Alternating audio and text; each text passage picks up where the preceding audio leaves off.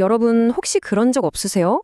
가족이랑 다 같이 모이는 명절인데 마음은 편치 않고 오히려 가시방석에 앉은 것 같은 기분이 드는 거요.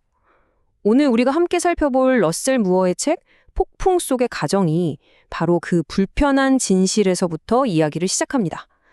왜 우리에게 가장 가까워야 할 가족이 때로는 가장 거센 폭풍처럼 느껴지는지 그 핵심을 한번 같이 파헤쳐 보죠. 와, 진짜 솔직하면서도 뼈를 때리는 비유 아닌가요? 1년 중에 가장 따뜻해야 할 크리스마스 저녁 식사가 귀신 나오는 숲보다 더 무섭다니. 이 책은 바로 이렇게 우리가 애써 외면하고 싶었던 가족의 진짜 모습, 긴장감 넘치는 현실을 정면으로 마주하게 만들어요. 아마 많은 분들이 내 얘긴데 하고 공감하실 거예요.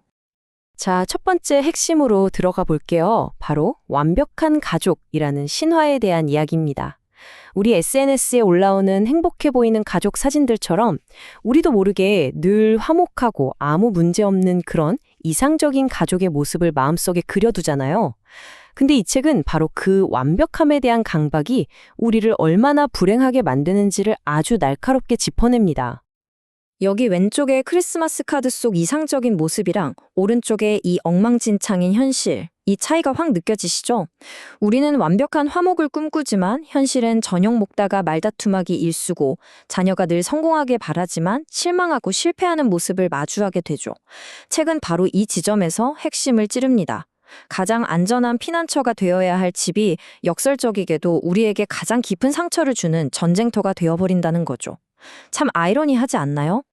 그렇다면 말이죠. 여기서 질문을 던져봐야 합니다. 아니, 왜 이렇게 사랑하는 관계가 우리에게 안식처인 동시에 가장 큰 고통을 주는 걸까요? 이 모순적인 상황의 진짜 근본적인 원인은 대체 뭘까요? 이 책은 그 답을 우리가 가족에게 걸고 있는 잘못된 기대에서부터 찾기 시작합니다. 이 책에 내놓는 진단은요, 어쩌면 좀 충격적일 수 있는데 정말 명확해요. 뭐냐면 우리가 가족을 마치 메시아처럼, 그러니까 나의 모든 문제를 해결해 줄 구원자처럼 생각하기 때문에 모든 문제가 시작된다는 거예요. 내 배우자가 혹은 내 자녀가 내 인생의 모든 부족함을 채워주고 완벽한 행복을 가져다 줄 거라는, 사실은 이루어질 수 없는 기대를 품고 있다는 거죠.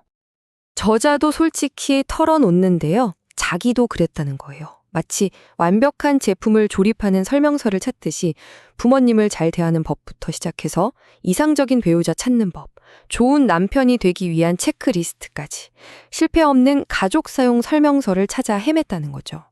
어쩌면 이게 바로 완벽한 가족을 통해서 자기 가치를 증명하고 싶어 하는 오늘날 우리들의 불안한 모습 아닐까요? 그래서 이 책이 말하는 핵심 진단은 바로 이겁니다. 우리가 가족을 일종의 우상으로 삼고 있다는 거예요. 가족이 나에게 완벽한 소속감과 정체성을 주고 내 삶의 궁극적인 의미, 심지어 구원까지 줄 거라고 기대하는 거죠. 하지만 저자는 분명히 말합니다. 가족이라는 작은 배는요, 그렇게 엄청난 기대를 싣고 항해하도록 설계되지 않았다고요. 저는 이 저자의 고백을 읽고 정말 마음이 좀 뭉클했는데요. 성공을 향한 그 모든 야망 뒤에는 사실 너는 내 사랑하는 아들이다라는 아버지의 따뜻한 인정, 그 한마디를 그토록 듣고 싶었던 어린 아이가 숨어 있었다는 거잖아요. 이처럼 우리가 가족의 성공이나 완벽함에 그토록 집착하는 이유, 알고 보면 이렇게 채워지지 않은 내면의 깊은 인정 욕구와 연결된 경우가 정말 많습니다. 자, 그렇다면 이 거친 폭풍 속에서 우리를 단단히 붙잡아줄 닻은 대체 뭘까요? 책은 좀 뜻밖의 해법을 제시하는데요. 바로 기독교 신학의 핵심 개념인 십자가를 우리 가정생활의 아주 실질적인 해결책으로 가져오는 겁니다. 이게 어떻게 우리의 실패와 깨어짐을 끝이 아니라 새로운 시작으로 바꿀 수 있는지 지금부터 그 흥미로운 지점으로 한번 들어가 볼게요.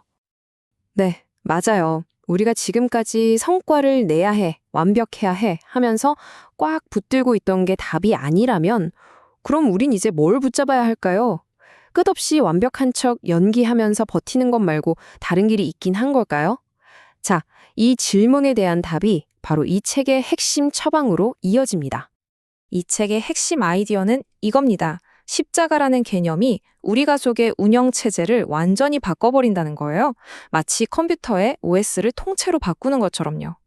누가 더 잘했고 누가 더 잘못했나를 끊임없이 따지는 실적 기반의 성과 중심 시스템에서 서로의 실수와 부족함을 덮어주고 조건 없이 받아주는 은혜와 용서의 시스템으로 가족을 재부팅하는 거죠.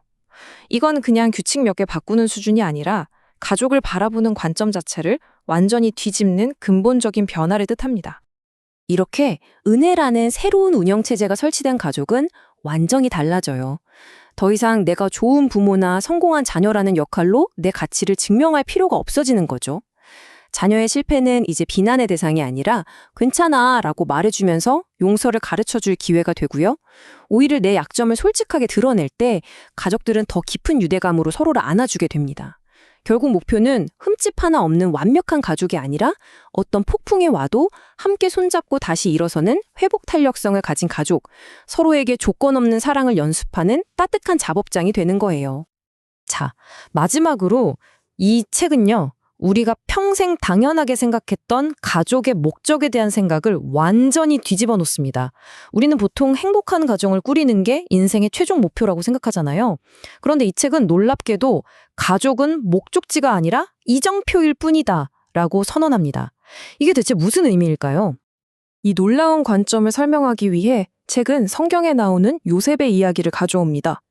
아시다시피 그는 형들한테 배신당해서 노예로 팔려가는 정말 끔찍한 가족의 비극을 겪었잖아요.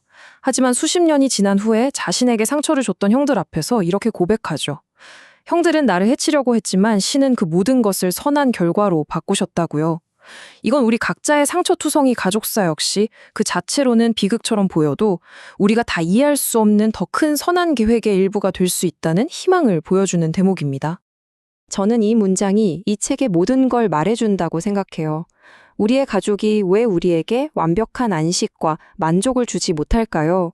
그건 바로 우리가 이 땅의 불완전한 관계를 넘어서는 영원하고 완전한 사랑과 소속감을 갈망하도록 만들어졌기 때문이라는 겁니다. 그러니까 역설적으로 가족이 완벽하지 않기 때문에 우리가 진짜 우리 집은 어디일까 하고 찾게 만든다는 거죠. 그러니까 결론은 이겁니다.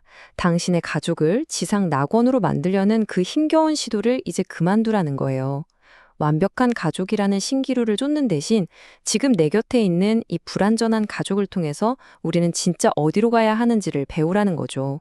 생각해보세요. 목적지가 아닌 이정표에 영원히 머무는 여행자는 없으니까요. 오늘 내용을 이 질문으로 한번 마무리해볼까 하는데요. 어쩌면 우리는 지금까지 가족이라는 배를 타고 끊임없이 폭풍을 피하려고만 애써왔는지도 모릅니다. 하지만 이 책은 우리에게 이런 근본적인 질문을 던집니다. 만약 가족의 진짜 목적이 폭풍을 피하는 게 아니라 바로 그 거친 폭풍우 한가운데서 우리를 결코 놓지 않을 단단한 닻을 발견하는 과정이라면 어떨까요? 이 질문의 의미를 깊이 곱씹어 보시길 바라면서 오늘 설명은 여기서 마치겠습니다.